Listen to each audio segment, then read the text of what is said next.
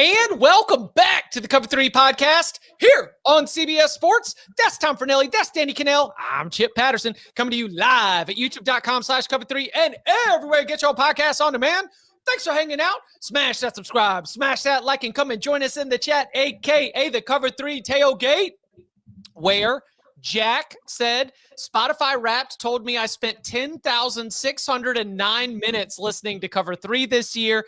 And Jerry has identified himself as a top 0.1%er per the YouTube recap, adding, we are all sickos. Jack, Jerry, everybody in the tailgate, keep it coming. Show it on social media, whether it is YouTube recap, whether it is Spotify Wrapped. No, be proud of that sicko status and being a part of the Cover 3 tailgate, because we really, really do appreciate you. And if anybody just happens to not realize how awesome it can be spending more than 10,609 minutes listening to the Cover 3 podcast in a single year, well, now that's a great way to spread the word.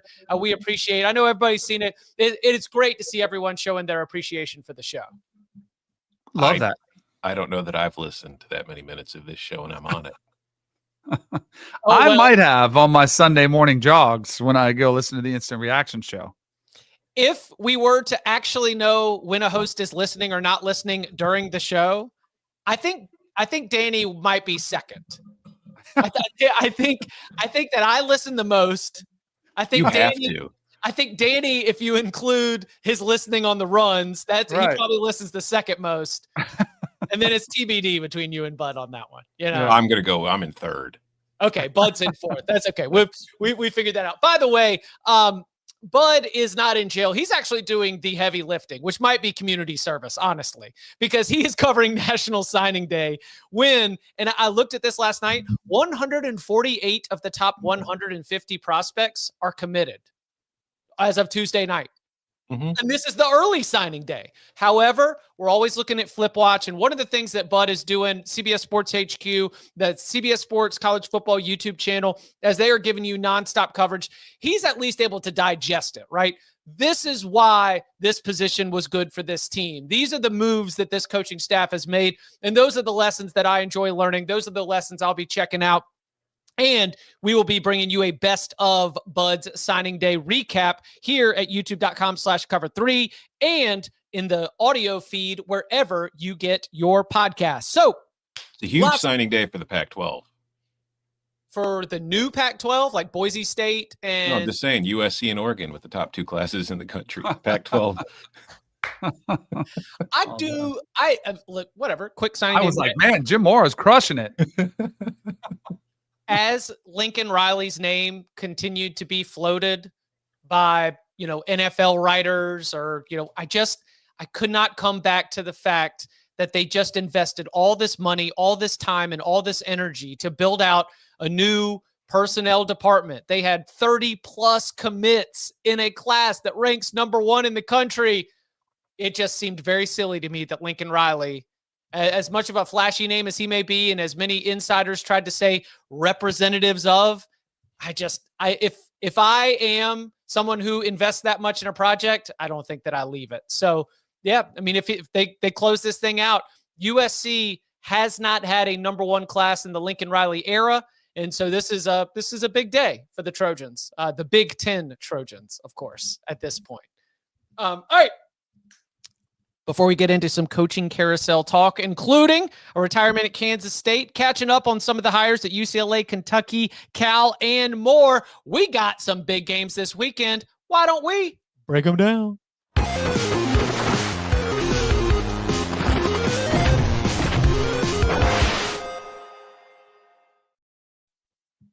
Number 1 versus number 2, 12-0 against 12-0.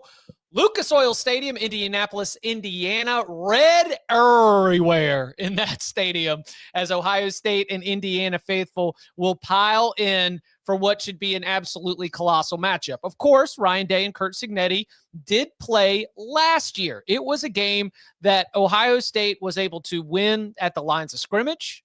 It was a game where Ohio State was kind of able to get an advantage and put them in a little bit of a sleeper hold the rest of the way. Final score in that game, 38 Ohio State, 15 for Indiana.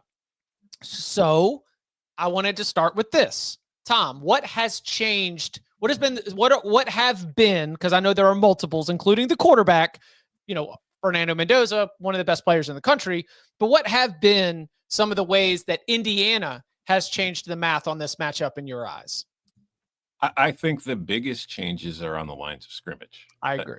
I think if you looked at Indiana last year, I mean, they had a good quarterback, but they've upgraded at quarterback. They had good receivers, and they've got those guys back, and they're just deeper at that spot. And they had good guys on defense, particularly in the back seven. Like D'Angelo Pons was a very good player for them last year. Defensive line, they were good. It's just their offensive line was not nearly good enough to really deal with the Ohio States of the world, the Notre Dames of the world. They couldn't protect those guys. They couldn't do what they were able to do on offense against everybody else. So Indiana goes out this year when they go get their portal class, they upgraded their offensive line, and they did a great job because the guys that they brought in have been hits. They haven't missed out on any of them, and it has improved that line overall. So they are stronger along the lines of scrimmage, which puts them in a position to where they can now go on the road and face Oregon, which is a team that has NFL players on its offensive and defensive lines, and hang and beat them. And, obviously they beat them in the scoreboard. I'm saying on the field, during every play along the lines of scrimmage, they were beating Oregon, and that's a very good Oregon team. So I think that, to me, is the largest reason for the upgrade. And then I would say the second biggest reason is Fernando Mendoza, because I loved Curtis Rourke. Curtis Rourke was a great college quarterback. Loved him at Ohio. Loved what he was able to do for Indiana. Fernando Mendoza is an NFL quarterback, and that is a difference maker because he's able to make throws in that offense that Rourke wasn't, which opens things up down the field, which then opens things up for you in the running game. So I think the combination of the improved offensive line and the upgraded quarterback are the reason why you look at this Indiana team. They're undefeated. They're number 2 in the country. And as we talked on Saturday night, Bud's not here. He can't defend himself. Bud said the spread was going to get closer to a touchdown. I said it was going to get closer to 3 points. I'm right. Like it's down to 4.5 from opening at 5.5. So I just think that when people look at this team, like maybe they haven't paid that much attention to them since the Oregon game because they really haven't been any quote like big games. But like they're really good. And I do think that this is going to be, we saw last year, it was until the Caleb Downs punt return that kind of blew it open and changed that game. Like they were hanging. They were never really a threat, but they were hanging around. I think they will be able to do a little more than hang around in this one. I think they're going to be able to make some noise. Agreed. They're a better football team. To put it in the words of Kirk Cignetti, when I asked him what did he learn from last year when they lost to Ohio State and Notre Dame, he said, we needed more dudes. They went out and got them. Like they went out and got, a couple offensive linemen. They went out and got a couple of defensive linemen. They've added playmakers to this roster. It does show you, it's funny how we position these Vanderbilt and Indiana sort of like these Cinderella stories. No, they're just, all of a sudden they've committed financially to the sport of football, and they're competing on a level playing field as opposed to historically always playing with lesser talent. Now they don't have as much talent as Ohio State's roster, but they have a lot closer. The gap has been closed by the players they've went out and gotten it. And I do think Fernando Mendoza is a drastic difference because even Curtis Rourke, as good as he was, remember how banged up he was at the end of last year? And they were talking about, his ACL, which I think was, he tore it, like was playing on it.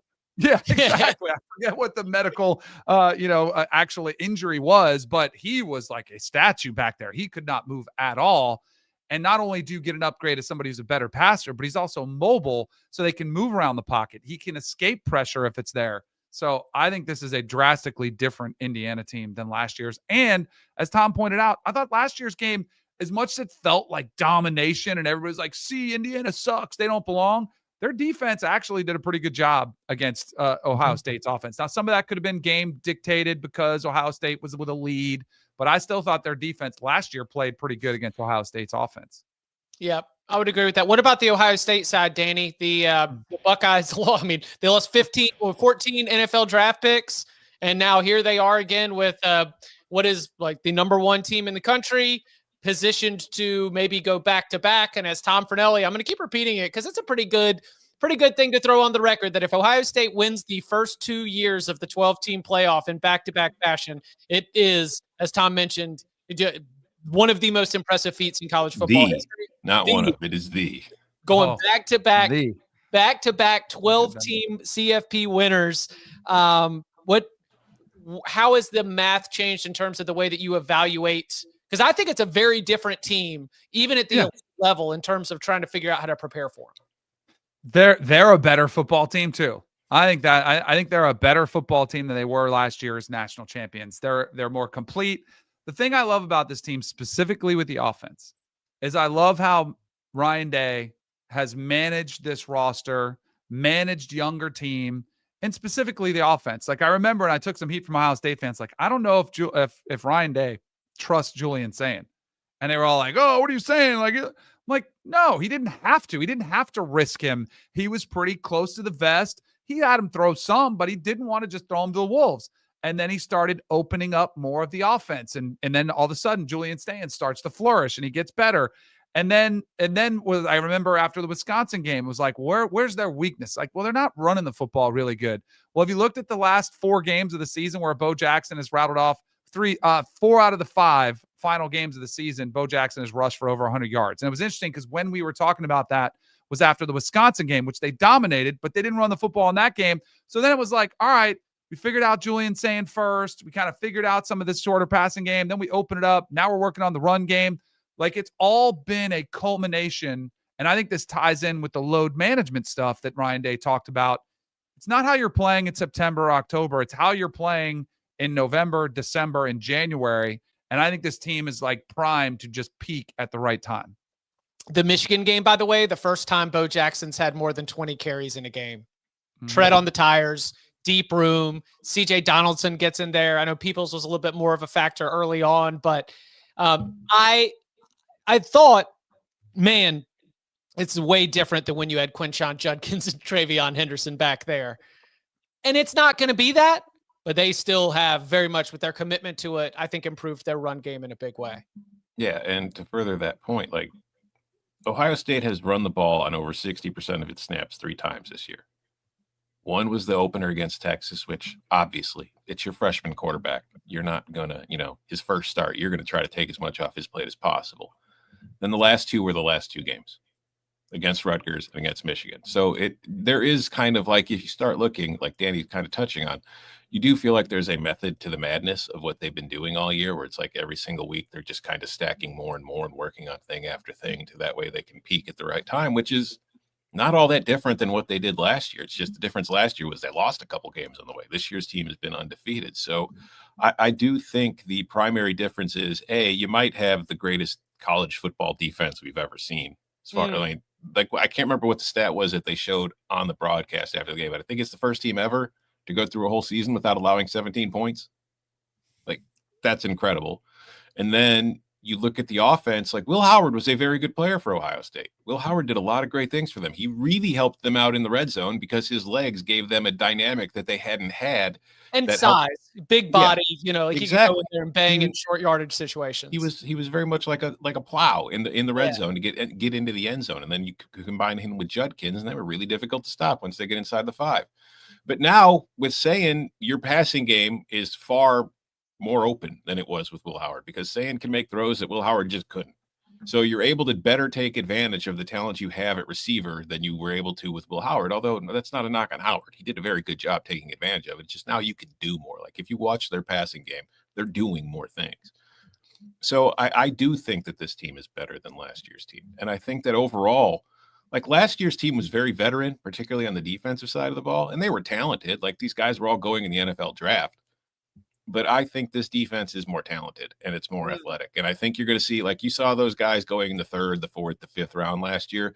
I think you're looking at a bunch of 1st and 2nd rounders on this defense. And that, Caleb Downs obviously was there both years and other guys in the secondary. But I mean, in that front 7, I think they've just gotten far more athletic, which has made them all that much more difficult to deal with.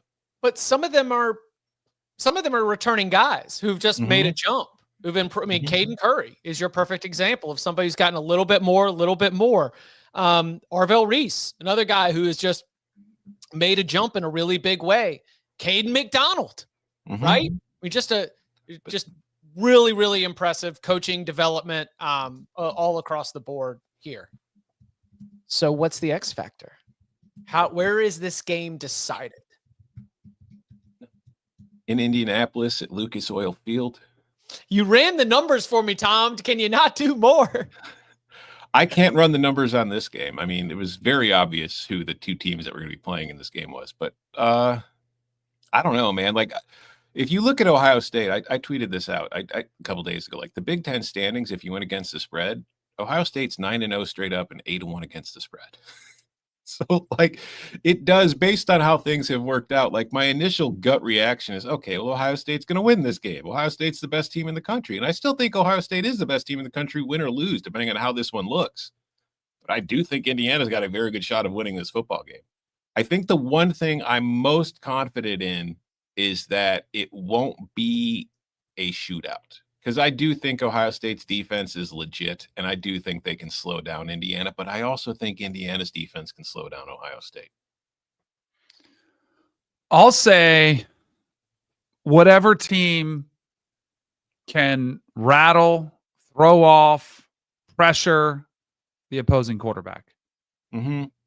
You know, and there's a chance that maybe both of them do. Like you're talking about the defensive performance, and then it becomes like who forces the big mistake. Because I mean, if this game is lower scoring, it could be the difference between an interception, a pick six, something that kind of really turns the momentum of a game. So I'll say from that standpoint, it's who can harass, you know, who can turn these quarterbacks who have been awesome, who can turn them into pedestrian quarterbacks. Yeah, I think that's a great point, because if you look at the numbers, like the one thing we don't know about Saying yet is he hasn't been pressured a whole hell of a lot this year. Like Ohio State's offensive line has done such a good job. Like Texas was the only game where he really felt under fire, and that's his first start. But since then, like if you look at the numbers, the pressure rates against Washington were high. They were high against Penn State. I would say Penn State did the best job by far of any team that Ohio State's faced since Texas doing that. But a lot of that was because of what they were doing were longer developing routes. So Sam was just kind of holding it more than he was under fire.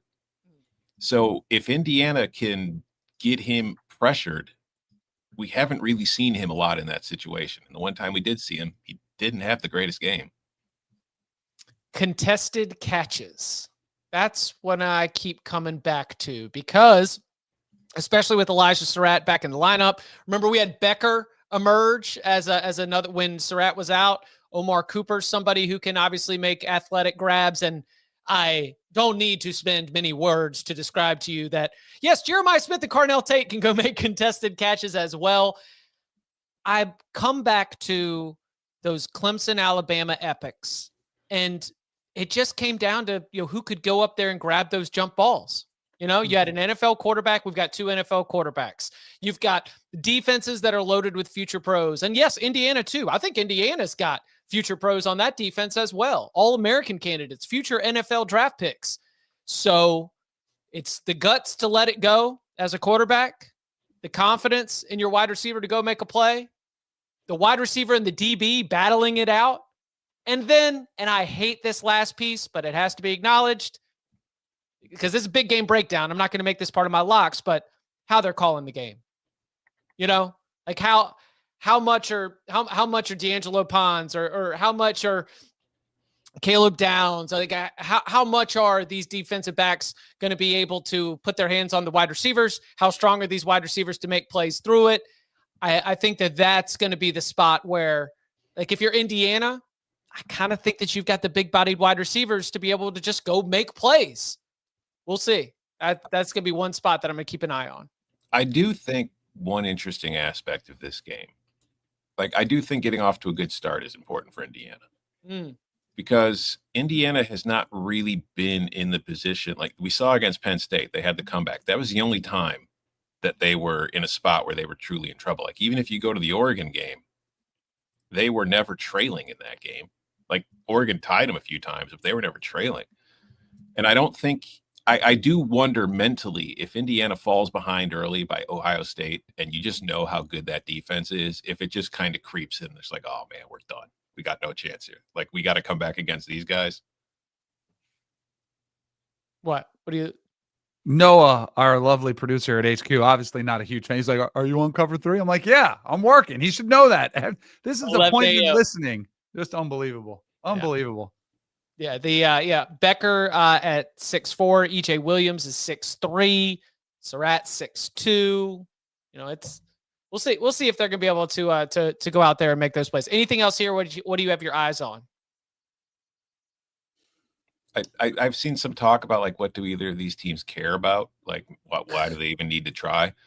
Ohio State hasn't won the Big Ten since 2020. They've watched Michigan do it 3 times. I guarantee you Ohio State would really like to win the conference. And Indiana wants to win the Big Ten. When was the last time Indiana did so? They're playing for the 1 seed and they're playing for a conference title. They're going to show you plenty.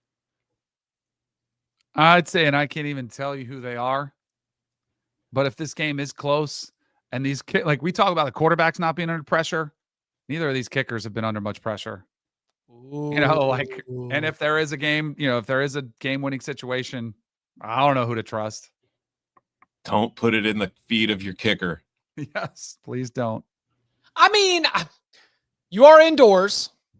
Yeah, it should be fine. Right. But what about, all right, so 47.5 is you're both sort of hinting at you're expecting a lower scoring game. It was a fast track here. Yeah, I know.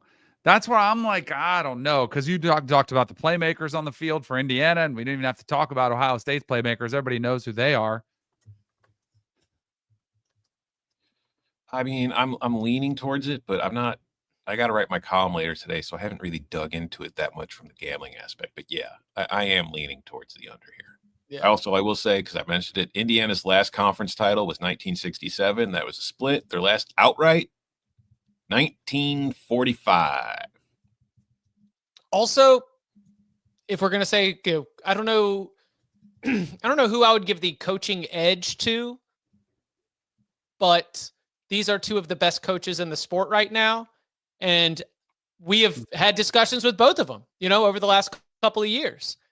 There ain't no part of Ryan Day or Curt Cignetti that lets me think that they want anything other than to win this football game. And that message will be sent throughout the building. That message will be loud and clear. There ain't no, all right, boys, let's just take it easy. Like, what does it even mean? Like, we've got buys like that. That does not exist. These are capital C competitors. You think it exists?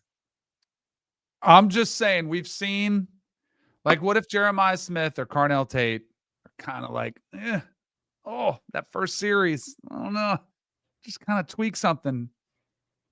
Then that's a Jeremiah Smith or a Carnell Tate decision from the coaching staff. Then this is, I think that this is going to be a message that is loud and clear. I hope so. All right. Coming up on the other side, we turn our attention to the SEC, Big 12, ACC, coaching carousel, and more. Next.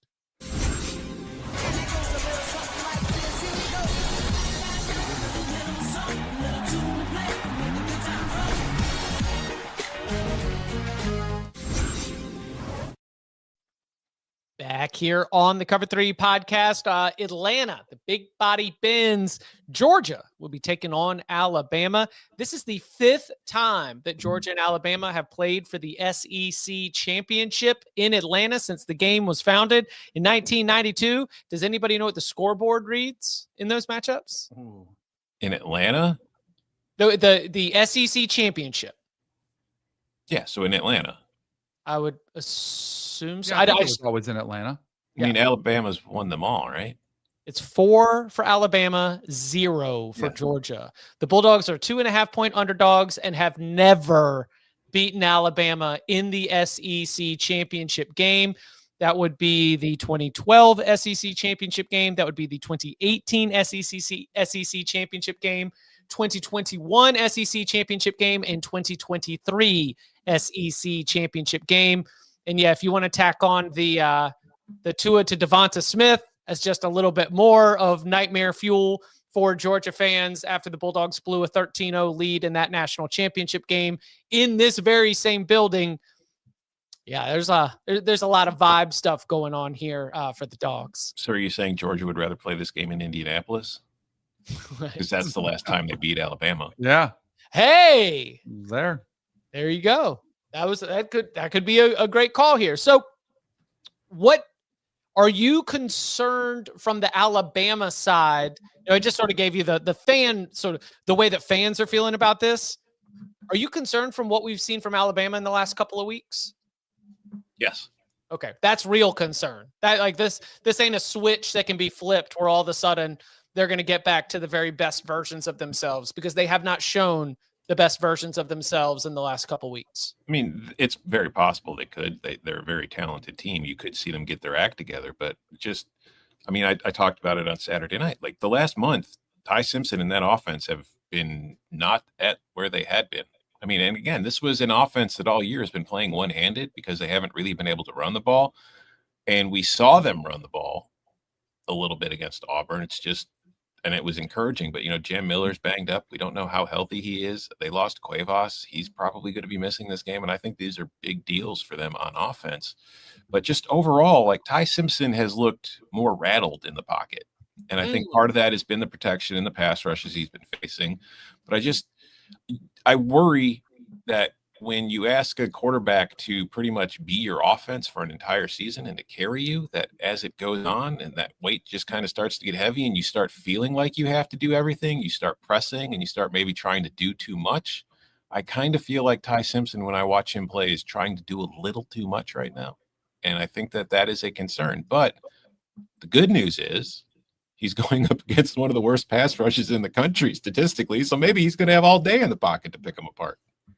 That was the one thing that I remember watching distinctly in the game in Athens was Ty Simpson just patting the ball a couple times. And then it was like, ooh, there's a guy, and just ripping it. I mean, he had all day to throw, but I almost do feel like specifically with this matchup, with Georgia's inability to rush the pass for most of the year, all of a sudden they're starting to get home a little bit more.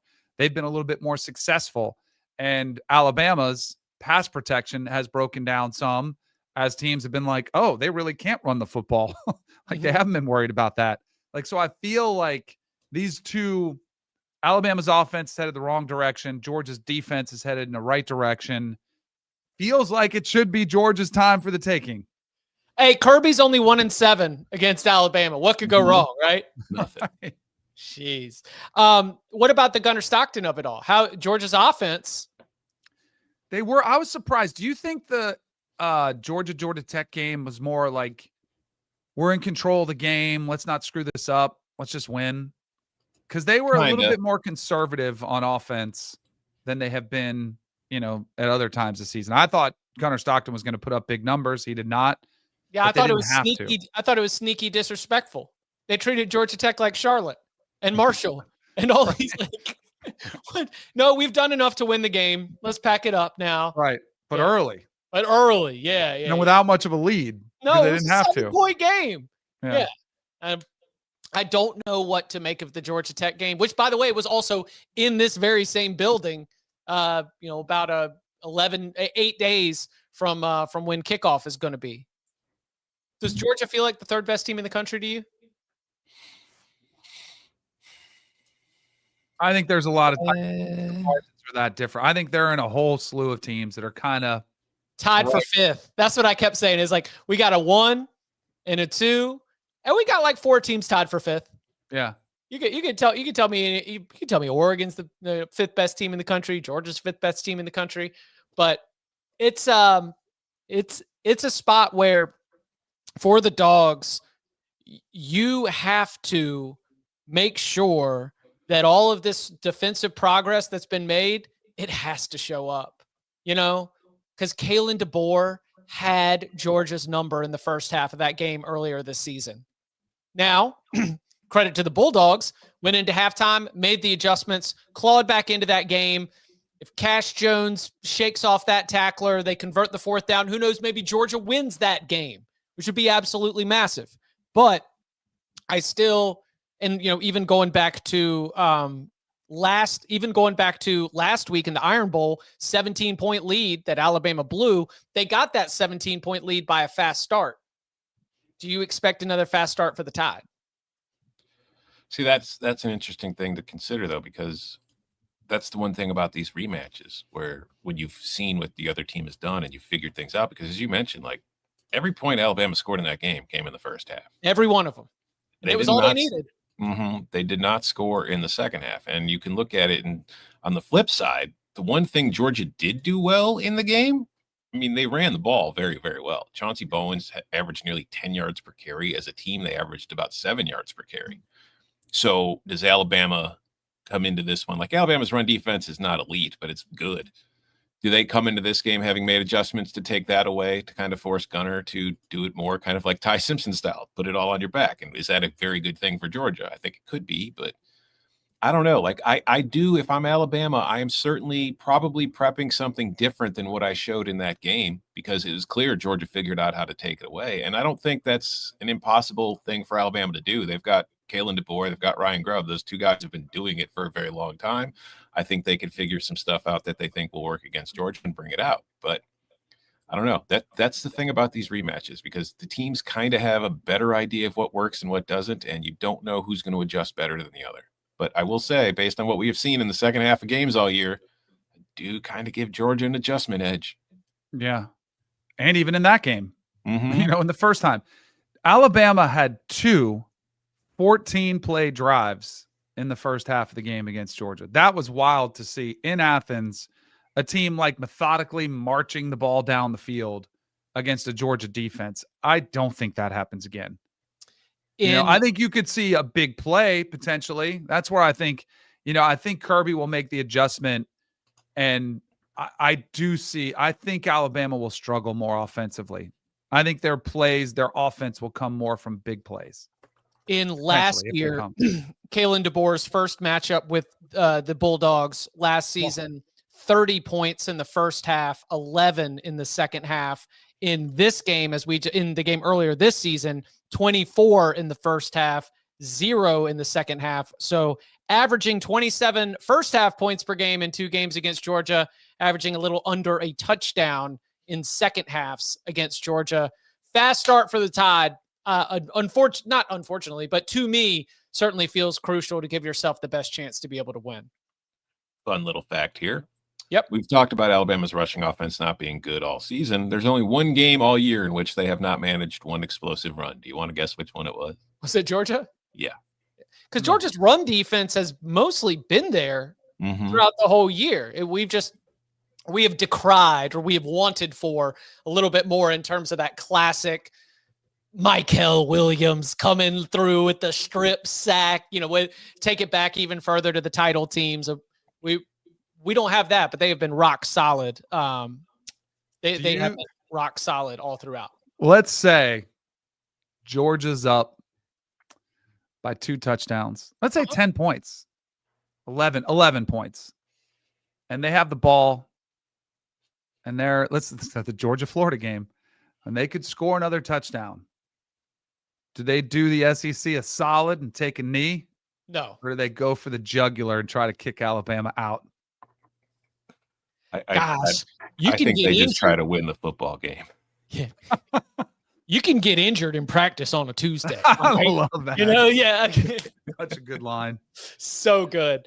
Yeah, fun game. I mean, just I'll be live blogging this one for CBSSports.com. We haven't been doing as many live blogs this season, but when you get when that request comes in, especially for a game like this, more than happy to step up and do that. So check it out, CBSSports.com, and of course the game 4 p.m. kickoff from Atlanta. Speaking of tough to beat a team twice, what about is there any BYU crumble cookie bump coming? You think the boys? You think Bear and Tiger and all? Coach is crying how much he loves you, and that reception. I do think there will be a bump. I don't know if it'll be enough of a bump. Right. I don't know if it'll be enough of a bump to overcome one of the best defenses in the country. But I was thinking about this, Danny. Like BYU's defense played okay in that game. They had to deal with short fields. They had to deal with a -3 turnover margin. They cannot make it easy on Texas Tech.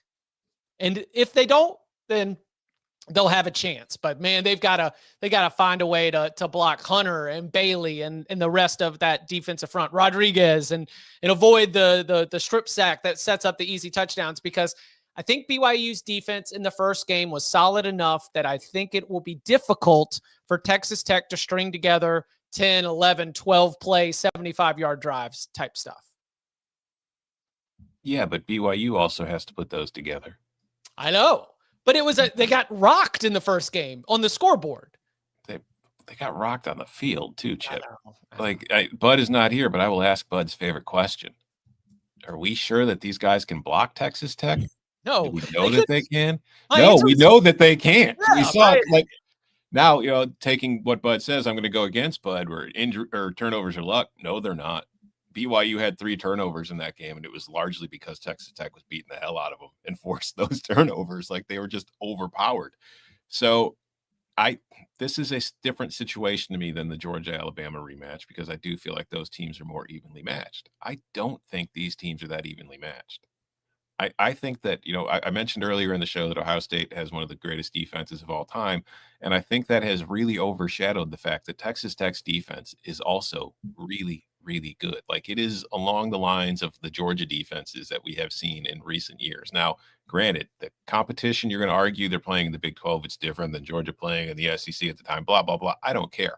I'm just talking about when going against the teams that they are facing and the team that they are facing this weekend, this defense is exceptional. Like when we were putting together our All-America teams this week, I don't know if you put your ballot together. This morning.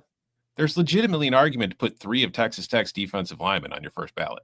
A Lee legitimate Hunter, argument. I think, got cut, and I did not feel good dropping Lee Hunter from the ballot, but there were other interior defensive linemen. I agree with you, though. And I like BYU. It's just we have seen in this matchup, they just didn't have the dudes. Doesn't mean they can't win this game. They could force Texas Tech into those mistakes. They could try to, get the ball, a couple turnovers, get some of those quote unquote lucky bounces. Maybe Baron Morton, who's been banged up, goes out with an injury, and now you got your backup. So I'm not ruling BYU's chances out. I am just highly skeptical based on what we saw in the first matchup that enough has changed for both of these teams to think BYU is going to be able to make up that deficit. Not even Bears' haunches can overcome the All-American. No.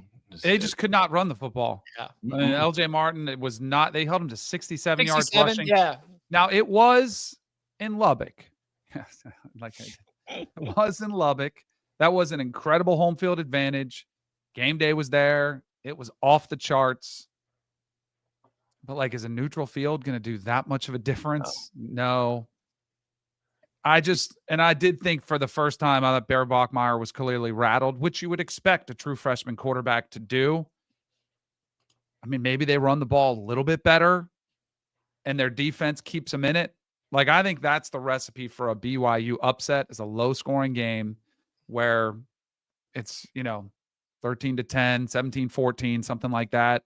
And you're able to run the football a little bit more effectively, but I don't think they're going to score that many points. Maybe you get a pick 6. Baron Morton, I think, is a liability for Texas Tech. That's the one thing because I remember us discussing that game. It was like, man, it felt like Texas Tech dominated that game. Should have been 45-9. And they didn't because I thought Baron Morton missed some throws. And you mentioned Texas Tech and the run defense in that game. That's every week. Nobody's run the ball on Texas Tech. They are, if you look at EPA, they are at 0.38 per rush EPA. That's number 1 in the country. Second place is Ohio State at 0.28. So a whole full percentage point pretty much ahead of Ohio State. Nobody has run the ball on this team. BYU is not a passing team. BYU's only real method of success on offense is they throw the ball, but it's through running it. And Texas Tech's not going to let them do it. Under? It hit the first game. It was 36. I can't remember what the posted total was, but I guarantee you it was much higher than 36. And is there any negative side of Kalani Sitake allegedly going to an Altoona, Pennsylvania Sheets to go tell Pat Kraft he ain't taking that job? I don't think Kalani was there, Chip. Okay. You think it was photoshopped? Just maybe. Okay. I said I don't care if it's photoshopped or real or not. I just thought it was funny. Okay, last one. True mid-game breakdown even before the break. Yeah. Watch your mouth. There's 2 great quarterbacks going toe-to-toe. It is 2 good quarterbacks going toe-to-toe. Yes. Chandler Morris going up against Darian Mensah. The first game, again, was 31-3 going into the fourth quarter. Final score 31-17. 34-17, excuse me. Forgot the late Virginia field goal. So what's different and what are the expectations for this matchup? Again, another rematch from a game. This one happened just a couple weeks ago. We got to ask ourselves, like you mentioned, it was 31-3 after 3 quarters. Was Duke setting Virginia up for the rematch? Like, was Duke playing the long game? Did Duke know that Clemson over Louisville 20-19, where Louisville missed 2 field goals in the final 2 minutes, would propel them to the ACC championship game based on win percentage of conference opponents? Did they? I don't know. Here's what I do know. Since the start of November, which was on the other side of an off week, Duke's defense, their best performance was against North Carolina, which everybody else that they've played, any offense with a pulse since the start of November, it's kind of carved Duke up a little bit. Not necessarily what you would expect given Manny Diaz's own defensive history, but this season they've had trouble being able to go out there and get stops. Now, I think Darian Mensah can score on a lot of defenses, including Virginia's. Heck, that's why we've got a total here that you see on the screen at youtube.com/cover3 that is remarkably higher than a lot of the other games that we have been discussing. But can it be enough? And can Virginia get stops? Can Duke get stops? What's the expectation? I'm not confident that Duke will get enough stops because, as you mentioned, I'll put some numbers to it, Chip. Points allowed per drive by month for Duke. August, 1.55. It was one game. 2.45 in September, 1.95 in October, 3.04 in November. Like, that means every single time the opponent got the ball, they at least got a field goal on average. And when you look across the board at like the stats that I care about, and I'm looking at them right now, the last month, just everything has gotten significantly worse. They are in a bad place defensively.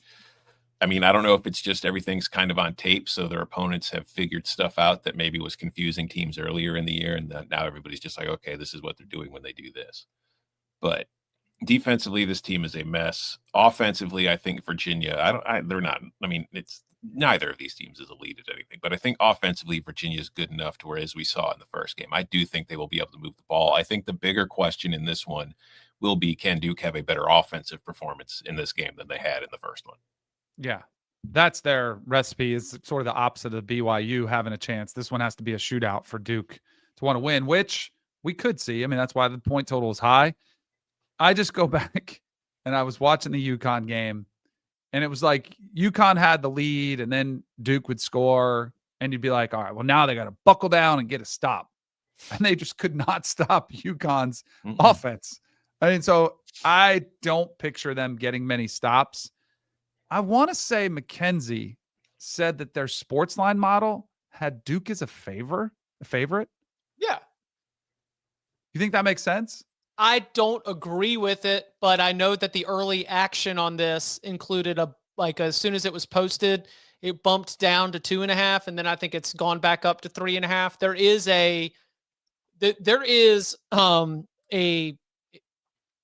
is a corner of the, I guess, the sports betting world that probably does believe Duke's just unlucky. You know, like right.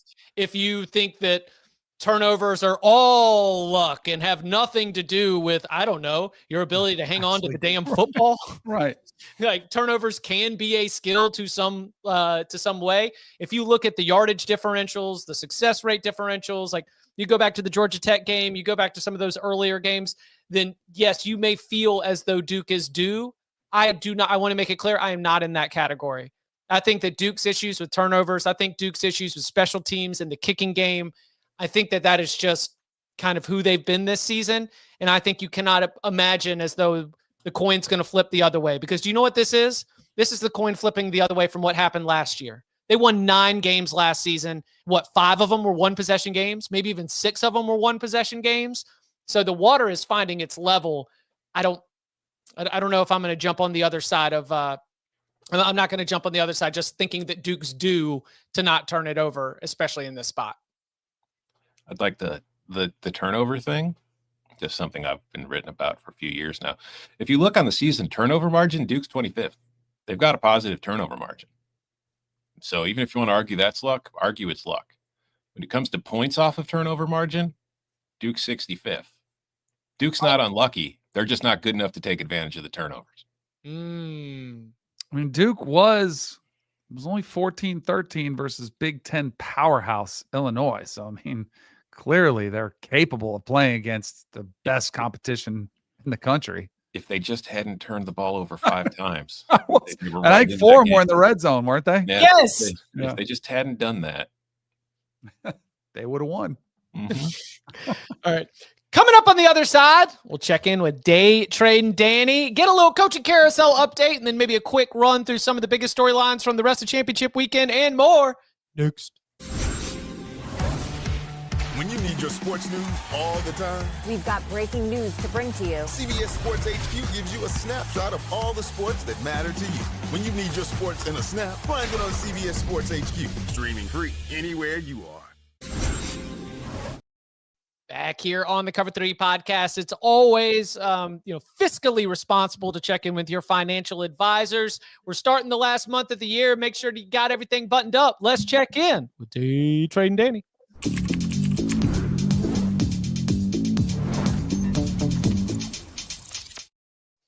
All right, let's start it off. A little bit of coaching carousel kind of impact that it has, some buys and sells based off of that. Specifically because out of the goodness of his heart, and this is a good man move to make, Lane Kiffin saying, you know what, Charlie Weiss Jr., you can go back. I'm a good guy.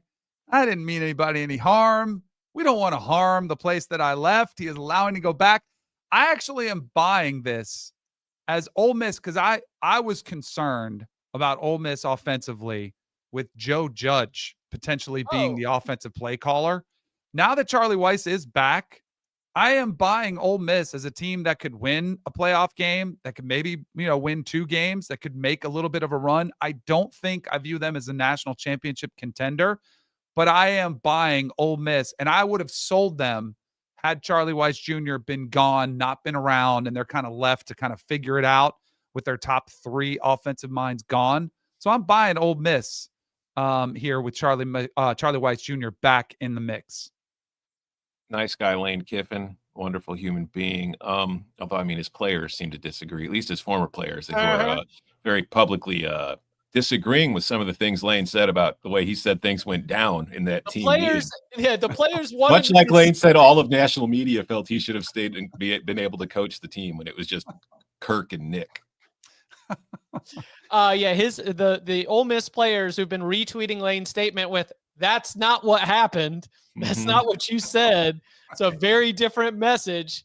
Oh, you guys saw the defensive tackle on his TikTok, right? John Seaton. He doesn't play a lot, but he did transfer from Elon. Shout out to Elon. Shout out to Phoenix. And he did his TikTok where he reenacted. He was like, all right, guys, let's go get him. And then he takes a phone call and he goes, what? How much am I going to get? And he's like, all right, see ya. And he puts up the deuces and takes off, even though I don't think it was incredibly accurate because I don't think it was about the money. I think it was about better opportunity. But yes, and I do think this is actually another reason to buy Ole Miss. I do think this team could be galvanized around each other, around the controversy. Lane Kiffin leaving, let's rally around Pete Golding. So I think they could be pretty dangerous. I am just nice guy, Lane Kiffin, wonderful guy, letting Charlie Weiss Jr. go back to Ole Miss. I'm going to read something from ESPN.com, which is totally not related to this. Just going to read it. Kiffin, who agreed to a 7-year contract with LSU on Sunday that will pay him $13 million annually, will receive the same college football playoff bonus from LSU that he would have if he had remained with Ole Miss through the postseason. That begins with a $150,000 bonus for the Rebels' participation in the first-round college football playoff game, increases to $250,000 for participation in a quarterfinal, and tops out at $1 million if Ole Miss wins the national title. Do you think that had anything to do with sending Charlie Weiss back to Ole Miss? Well, now I've got just being a nice guy.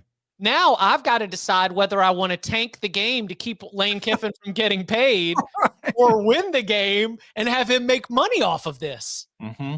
I wonder if those things are related. That's all I'm asking. I'm just also, I liked in the nice guy, Lane Kiffin, great guy, Lane Kiffin.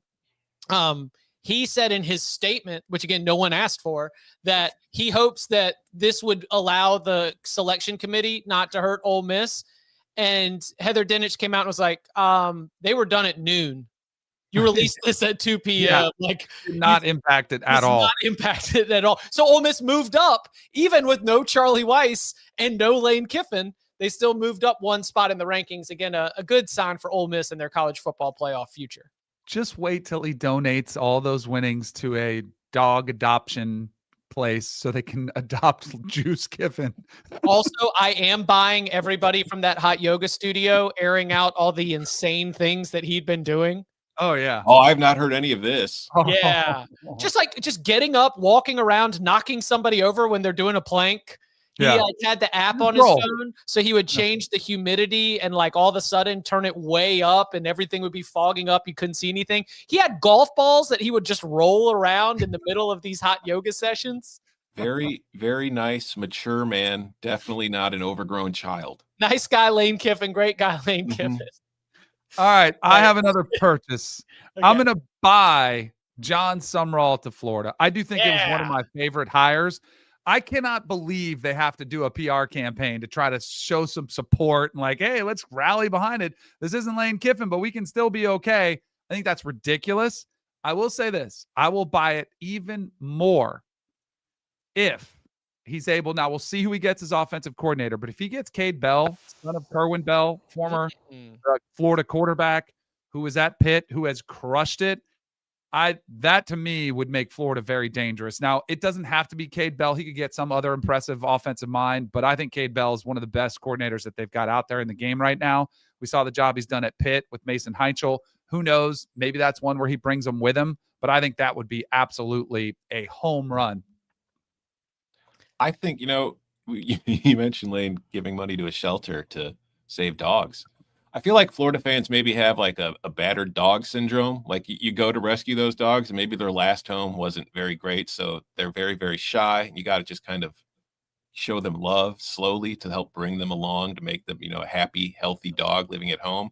I think that Florida's fans have been through a lot with that football program in recent years and their last few coaches where they're scared. I get it. You're going back to the G5 for another G5 coach from the state of Louisiana. Oh God, here we go again. But I agree with you. I think it is a great hire for Florida. Florida fans are an emotional bunch, and I thought it was amusing. I didn't enjoy it, but I thought it was amusing to watch Florida fans literally retweet themselves where the original tweet was how horrible the hire was. And then after Summerall bodied that press conference, they were all like, I'm in. We're winning the national championship. So winning. Seriously, if you haven't gotten a chance to see it, John Summerall won the press conference. Yeah. I mean, he came out on fire. And all those Gator fans, and maybe, again, maybe it speaks to the broken status, the broken emotional status of a Florida fan after 4 failed coaching tenures, that you do have these huge swings from it's all over to we're winning it all. But Summerall seemed to do that. I'm in. I mean, obviously we've been big fans. Did you see him asking about a G5 coach, and he was very delicate because he didn't want to throw Billy Napier on the bus, but he's like, I'm not Billy Napier. He's like, I'm a winner and winners win. I'm going to win. I mean, it was, and he was right. Like there's no formula. It's not the great coordinator. Like, sure, that has worked before, but group of 5 coaches have worked before. Like there's no formula. Just go hire the right guy. And I think they might've stumbled into the right guy. Urban Meyer was a Unfortunately. group of 5 coach. What's that? Urban Meyer was a group of 5 coach. Exactly. A lot of them have come from there. I said this after this whole thing shook out. I'm selling LSU and Ole Miss that in 3 years, both of these programs, I think both of them are going to be worse off than they think they're going to be right now. Maybe not Ole Miss, because I don't know how Ole Miss feels about the future of their program, but I don't think they're going to see the success they had with Lane Kiffin.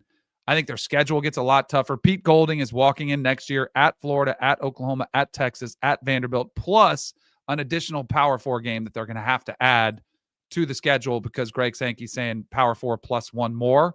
And then you had Lane Kiffin this year, 8 Power 4 teams, 4 group of 5. Like, A lot of it has been scheduling.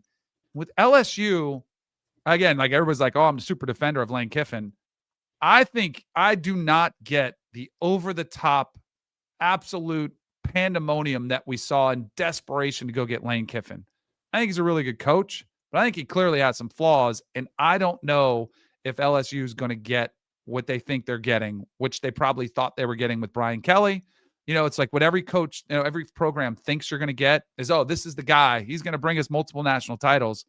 I think in 3 or 4 years, there are going to be some LSU fans that are saying, oh, here we go again. And we're going to be having the same discussions about LSU.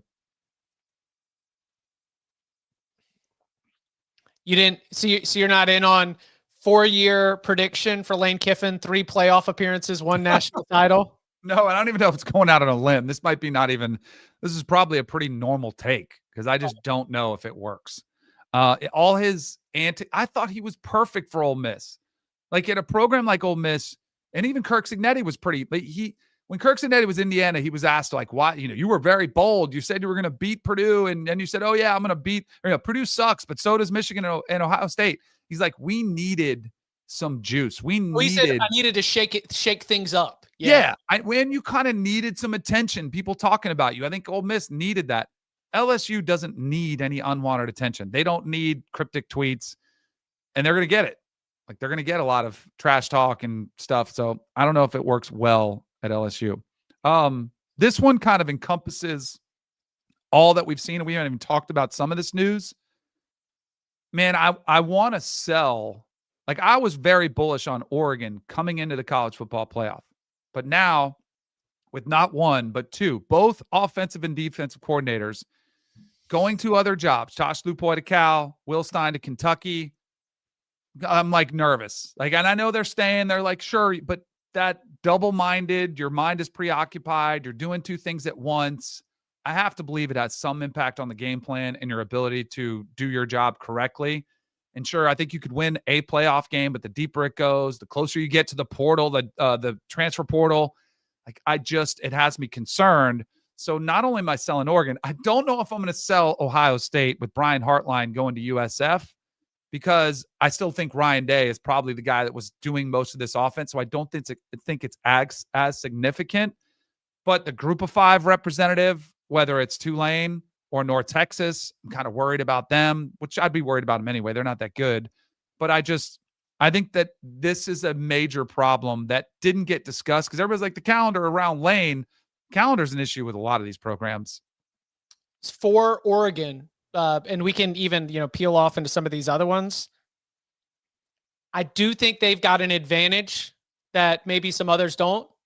Dan Lanning accepted the Oregon job in early December of 2021, and then Georgia went and won the national championship with him as defensive coordinator, while he was also trying to navigate setting up the Oregon football program, like one of the true, big behemoths of the sport. Now, it was a program that certainly had slid off the tracks a little bit that last year or 2 under Mark Helfrich. But if there's anybody that I would want, if I'm an Oregon fan, that whether it's Will Stein at Kentucky or Tosh Lupoy at Cal, the fact that their boss, Dan Lanning, went through this process, it was a 14 playoff, not a 12-team playoff, calendar slightly different, but I still think there's got to be some positive to that. The fact that Dan Lanning went through that exact same thing. Yeah.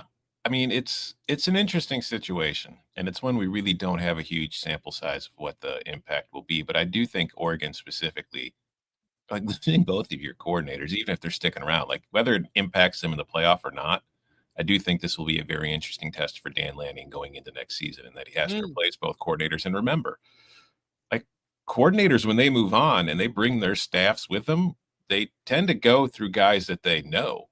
And so, like, odds are Lupoy and Stein won't be the only members leaving that Oregon staff. They might be getting, raises and promotions at Cal and at Kentucky. So it's going to be really interesting overall to see what happens with that coaching staff. Real quick, let me jump in here because I need to correct myself. He was after Cristobal, who was after Helfrich. And Cristobal did have Oregon playing in a Pac-12 title game.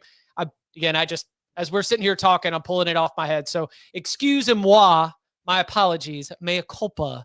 I had my Oregon timelines messed up, but don't forget the Willie Taggart era. And the Willie Taggart era.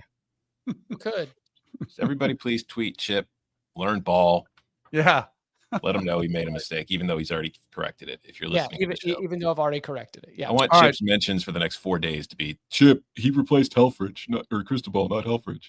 For my final exercise here, I'll ask you guys a simple question. I wish I would have had Mikey had a graphic for this, because I have 2 stocks and I need to tell you which one you're going to buy as a national champion. So you have stock A. This is after an entire season. Stock A finished the season 11-1, played 6 top 25 opponents, won those games, the 5 wins, by an average margin of victory of 23.4 points a game. Mm-hmm. Stock B played 3 top 25 opponents, won those games by 4.6 points per game, average margin of victory. Stock A, with those 6 top 25 wins, their only loss came to number 2, the 2-ranked team in the country, by 7. Stock B lost to the 17th ranked team in the country by 2. Who would you buy as a national champion of those 2 teams? So is this Miami and Oregon? No, this is not. Yeah, don't spend too much time trying to guess. Yeah, don't try. This is not this. This is just 2 blank teams. Just don't even. Now, this is your national champion. This is not a college football playoff. Oh, okay. This is an entirety of a season. 6 top 25 wins, average margin of victory 23.4 versus 3 top 25 wins, average margin of victory 4.6. Your only loss was to number 2 for the team with 6 top 25 teams. Your only loss, the other one, was to number 17 by 2.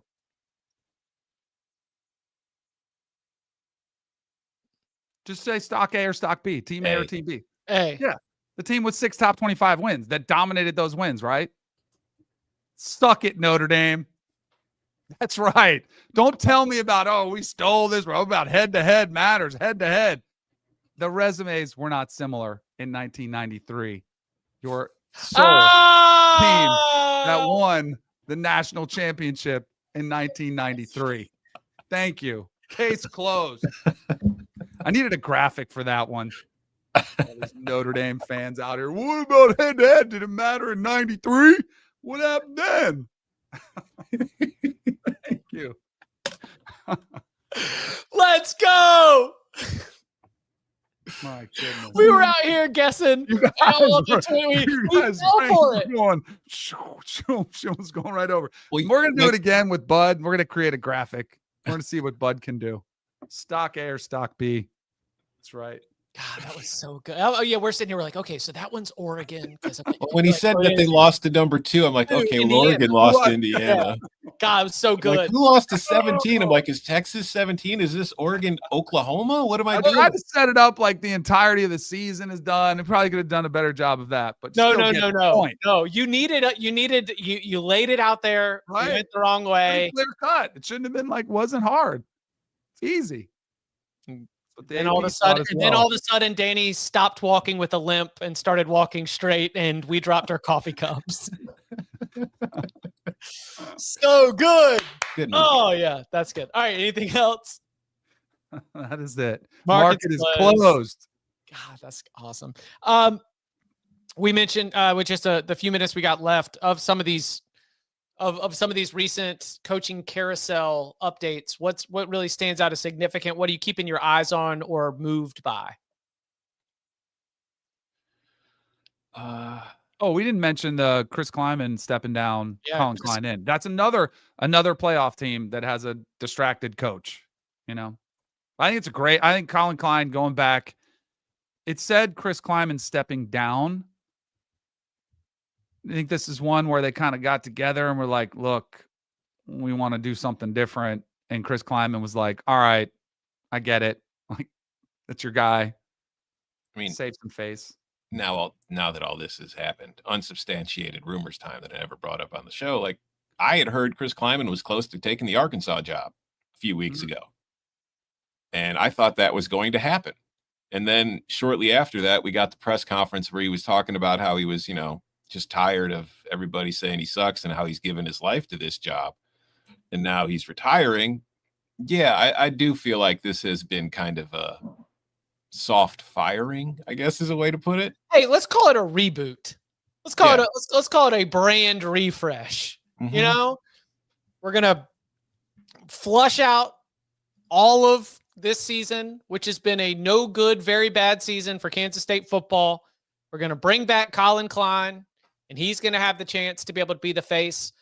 Unlike some, I mean, I'm not meaning this as a shot, but Colin Klein is also one of the top offensive coordinators in the country. I mean, this is not we're going to get the guy who played here and he's just going to be a rah-rah. I mean, he's a very good coach, ready for this kind of challenge. I think that there was a lot of pressure in Manhattan where they were worried if they waited, Colin Klein would end up getting another job and that it might be more difficult to convince him to come. Very interesting. South Florida, Brian Hartline. That one's for the Dolphins. Like, he's got a little bit of Florida, familiarity. He's recruited the area well. Got an arm sleeve. He's ready for Florida. And what does this mean for Ohio State's offensive coordinator? I don't know what Ryan Day's going to do. Pick of the litter. Did Kelly come back? Did Kelly come back? He could. He very much could. For the title run? You could do that, right? Absolutely. You could bring him as an analyst. Yeah. Yeah. All right. Anything else we want to hit to? What is Penn State going to do? Yeah, I was going to say, I was going to recommend that Penn State hires a coach. Yes. That would be nice. For those, again, like one of the storylines that I'm sure Bud is talking about right now is that Penn State's recruiting class is 130 something. Historically bad. I mean, this is like everyone. I haven't gotten a chance to check the college football workroom, but the conversation that is at least being posed is this one of the worst recruiting collapses in the modern recruiting era? To go from where you were at the beginning of this season, what you had lined up. I mean, they're like, 140th nationally? And I think they lost another kid today before we started the show, so they might have fallen even further. So, yeah, not great, Bob. What about the rest of championship weekend? North Texas Tulane, that got you? We got double coming up. Double foot out the door. Distracted Coach Bowl. Yeah. Double foot out the door bowl. We'll see. Winner's in. Nothing on the line. Troy at JMU. The funniest 22-point favorite. JMU. Yeah. Funniest possible outcome. No, wait, that game's on Friday night. Never mind. Were you thinking funniest possible outcome is Troy winning? Is like Duke wins and then Troy wins. So then Duke has the yes. UNLV at Boise State went decidedly the Broncos' way the first time. Mm-hmm. That was in Albertson Stadium. We are back in Albertson Stadium. Mm-hmm. Rebs got anything for them? We'll find out. Okay. Kennesaw State at Jacksonville State. The only two good teams in that league. I watched a lot of Conference USA football this year on Tuesday and Wednesday nights. Felt like I was being held hostage for a whole hell of a lot of it. Those two are actually okay. That'll be a fun game. I think it'll be a very fun game. I'm excited about that one.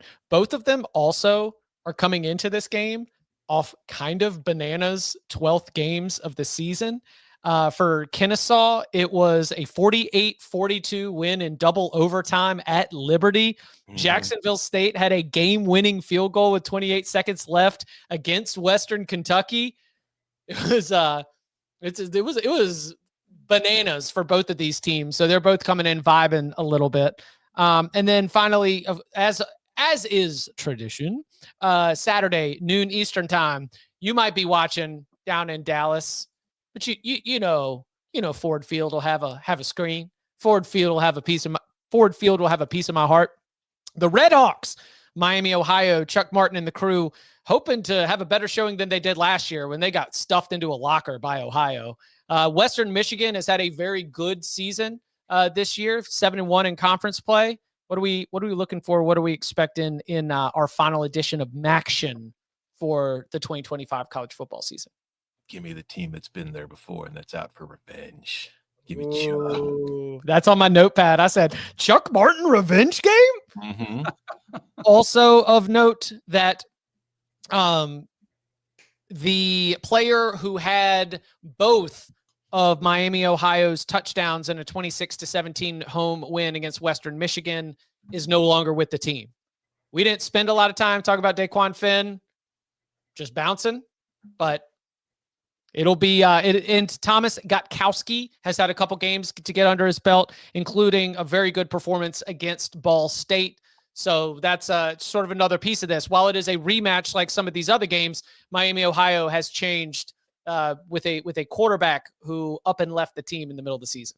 So it's a good one. Fun times. All right, we will be back Thursday, 11 a.m. Eastern time to give you our championship locks, maybe a little bit of a coaching carousel update and more. So come and hang out. YouTube.com/cover3. And you can follow him on Twitter at Tom Fornelli. You can follow him at Danny Kanell. Follow me at Chip_Patterson. Gentlemen, thank you very much. Thank you. See ya. ACC's up